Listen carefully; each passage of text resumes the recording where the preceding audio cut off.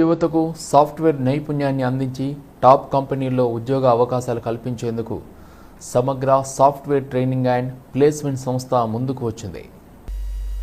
యువతకు డిమాండ్ ఉన్న కోర్సుల్లో శిక్షణ అందించి ఉద్యోగ అవకాశం కల్పిస్తామని సంస్థ సీఈఓ మల్లేశయ్య తెలిపారు. సిఏ, క్లౌడ్ కంప్యూటింగ్, అదేవిధంగా సైబర్ సెక్యూరిటీ వంటి కోర్సుల్లో శిక్షణ అందిస్తున్నట్లు ఆయన వెల్లడించారు.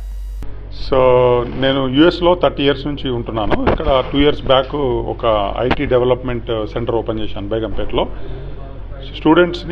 కొత్త స్టూడెంట్స్ని రిక్రూట్ చేసుకుంటున్నప్పుడు వాళ్ళు ఆల్రెడీ ట్రైనింగ్ కంప్లీట్ చేసి వస్తున్నారు ఇంటర్వ్యూకి, బట్ వాళ్ళకి ఏం సరిగా చెప్పడానికి రావట్లేదు.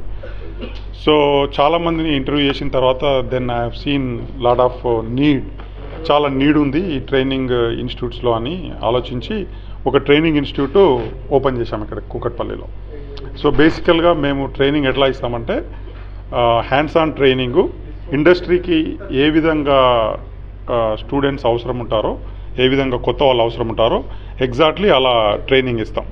ఓకే, సో వాళ్ళు ట్రైనింగ్లో నాట్ ఓన్లీ ప్రోగ్రామింగ్ నేర్చుకోవడమే కాకుండా వాటిని ఎలా డిప్లాయ్ చేయాలి, ఎలా డీబాగ్ చేయాలి, ప్రాబ్లమ్స్ వస్తే ఎట్లా సాల్వ్ చేయాలి, వాటిని గిట్ హబ్ లాంటి రిపాజిటరీలో ఎలా స్టోర్ చేయాలి, ఎలా చెక్ ఇన్ చెక్అవుట్ చేయాలి, సో అవన్నీ కూడా ప్రాక్టికల్గా ఎలా ఉండాలో అలా నేర్పిస్తాం.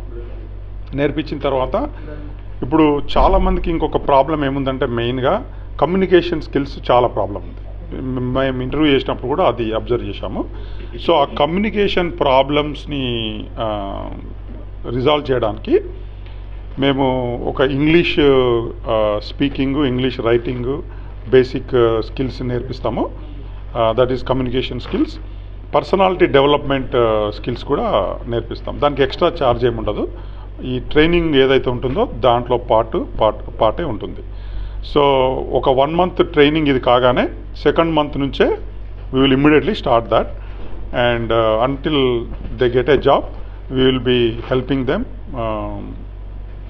In this particular aspect. అంటే ఫీ స్ట్రక్చర్ మా వెబ్సైట్లో ఉంటుంది, actnowcloud.com ఉంటుంది. సో ఇప్పుడు మేము యాక్చువల్గా డిస్కౌంట్ కూడా ఇస్తున్నాము.